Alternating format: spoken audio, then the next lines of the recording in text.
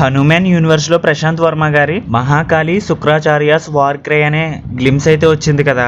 ఈ గ్లిమ్స్ లో శుక్రాచార్యుడు ఫీల్ అవుతున్నట్లు నిజంగానే అసురులకు అన్యాయం జరిగిందా? అసలు ఈ రక్తబీజుడు ఎవరు? ఈ మహాకాళి సినిమా కాన్సెప్ట్ ఎలా ఉండబోతుంది? ఇలాంటి ఇంట్రెస్టింగ్ విషయాలన్నీ ఈ వీడియోలో మాట్లాడుకుందాం. వీడియో చాలా ఇంట్రెస్టింగ్ ఉంటుంది. వీడియోని చివరి వరకు చూడండి. మరి ఇంకెందుకు ఆలస్యం, వీడియోలోకి వెళ్ళిపోదామా?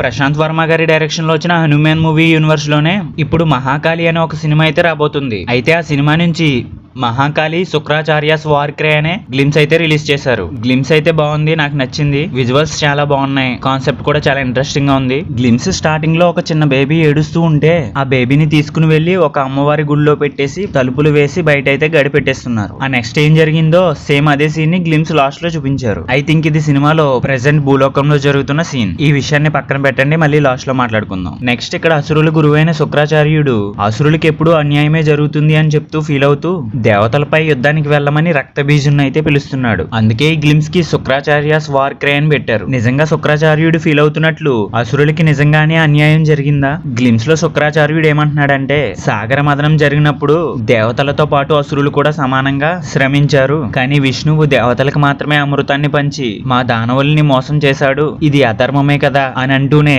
ఇంద్రసింహాసనం గురించి కూడా మాట్లాడుతూ ఇలా కొన్ని విషయాల గురించి చెప్తూ ఇలా అసురులకి ఎప్పుడు అన్యాయమే జరుగుతుంది అని ఫీల్ అవుతూ ఉన్నాడు. నిజంగా అసురులకి అన్యాయమే జరిగిందా? సింపుల్ గా ఒక విషయం చెప్తాను. మనం చేసేది వాస్తవానికి మంచైనా చెడైనా మన స్వభావం ఎలా ఉన్నా కూడా మన స్వభావం గురించి, మనం చేసే పనిని రైటా రాంగ్ అనే దాని గురించి కూడా సరిగ్గా ఆలోచించకుండా మనం ఎప్పుడు మనం చేసేది రైటే అనే భావనలో ఉంటాం. మన పాయింట్ ఆఫ్ వ్యూలో మనం ఎప్పుడు రైట్ అనే అనుకుంటాం, కానీ వాస్తవానికి అది రైటా రాంగ్ అనేది వేరే ఉంటది. అసురులు అంటే ఎప్పుడు అరిషడ్ గుణాలకి లొంగిపోయి ఉంటారు. వాళ్ళకి ఎక్కువగా జాలి, దయ, కరుణ ఇలాంటివేమీ ఉండవు. స్వార్థం, కామ, క్రోధ, లోభ, మదమాచర్యాలకి బానిసలై ఉంటారు. అలాంటి వాళ్ళకి అమృతాన్ని ఇస్తే ఏమవుతుంది? ఇంకా సింపుల్ గా చెప్పాలంటే ఒక కత్తిని డాక్టర్ కి గానీ కూరగాయలు కోసేవాడికి గానీ ఇస్తే ఎలా ఉంటుంది? లేదా ఒక హంతకుడికి హత్యలు చేసేవాడికి ఇస్తే ఎలా ఉంటుంది? సేమ్ ఇక్కడ కూడా ఇంతే. సాగర మదనాన్ని చేస్తూ పాల సముద్రాన్ని చిలకటంలో దేవతలతో పాటు అసురులు కూడా సమానంగానే కష్టపడ్డారు, కానీ విష్ణువు అమృతం దేవతలకి మాత్రమే ఇచ్చాడు, మా అసురులకి ఇవ్వలేదు అని చెప్పేసి శుక్రాచార్యుడు ఫీల్ అవుతున్నాడు. కానీ దేవతలకు ఉన్న గుణాలే వాళ్ళకి ఉంటే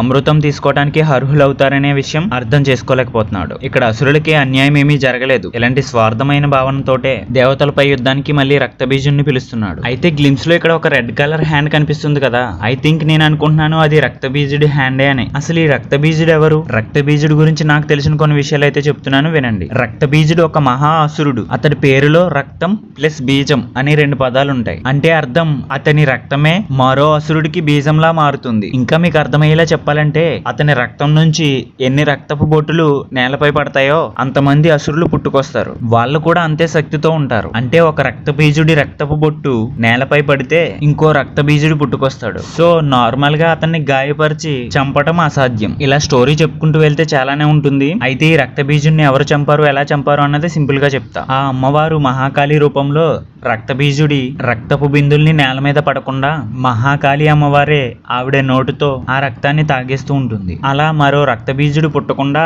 ఆ రక్తబీజుడి శరీరంలో రక్తం మొత్తం పూర్తయ్యే వరకు ఆ విధంగా మహాకాళి రక్తబీజుడితో యుద్ధం చేసి రక్తబీజుడిని చంపుతుంది. అయితే ప్రశాంత్ వర్మ గారి మహాకాళి సినిమాలో ఈ కథను ఆధారంగా చేసుకుని ప్రస్తుతం భూలోకంలో జరుగుతున్న దానికి ఈ కథని లింక్ చేస్తారనుకుంటా. అయితే సినిమాలో ఈ కథను కూడా చూపిస్తారని గ్లిమ్స్ చూస్తుంటే అర్థమవుతుంది. అయితే స్టార్టింగ్ లో మనం మాట్లాడుకున్నాం కదా, గ్లిమ్స్ స్టార్టింగ్ లో ఒక చిన్న బేబీని గుడి లోపల పెట్టి బయట తలుపు గడి పెడుతున్నారు అని చెప్పేసి. అయితే రక్తబీజుడి ఆ కథకి ఇక్కడ జరిగే ఈ సిచ్యువేషన్ కి ఏదో సంబంధం ఉండే ఉంటుంది. అయితే గ్లిమ్స్ లాస్ట్ లో మళ్ళీ అదే సీన్ ని చూపించారు. ఇక్కడ అమ్మవారు స్వయంగా వచ్చి ఏడుస్తూ ఉన్న ఆ పాపని జోకొడుతూ నేనున్నాను అంటూ తన ఒడిలోకి తీసుకుంది. అయితే అమ్మవారు ఇలా చూడగానే పెద్దమ్మ చూస్తుందిరా అని పడుతుంది. అయితే గ్లిమ్స్ లో అసురుల గురువు శుక్రాచార్యుడు రక్తబీజుని పిలుస్తూ దేవతల్ని ఓడించు అని అనట్లేదు, మానవ జాతిని అంతం చేయని చెబుతున్నాడు. ప్రశాంత్ వర్మ గారి డైలాగ్ ఎలా ఎందుకు పెట్టారంటే ఆ రక్తబీజుడు స్టోరీకి ఇప్పుడు భూమిపై జరుగుతున్న దానికి ఏదో ఒక లింక్ అయితే ఉంటుంది. ఈ సినిమా హనుమాన్ యూనివర్స్ లో వస్తుంది కాబట్టి